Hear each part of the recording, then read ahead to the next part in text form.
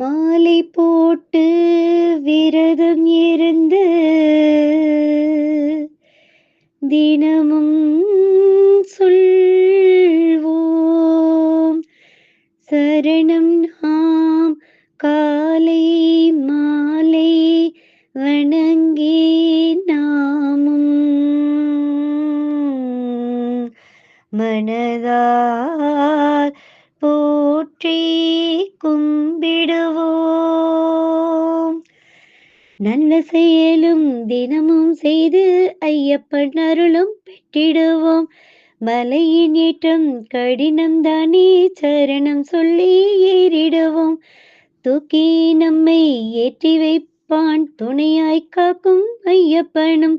விரத பலனும் உதவி செய்து மலையில் ஏற்றி காத்திடுமே. படியில் ஏற்றி தூக்கி நம்மை அழைத்து செல்லும் இருமுடியே. கண்கொள்ள காட்சி தந்து காத்து அருளும் சுவாமி ஐயப்பனே. சுவாமியே சரணம் ஐயப்பா.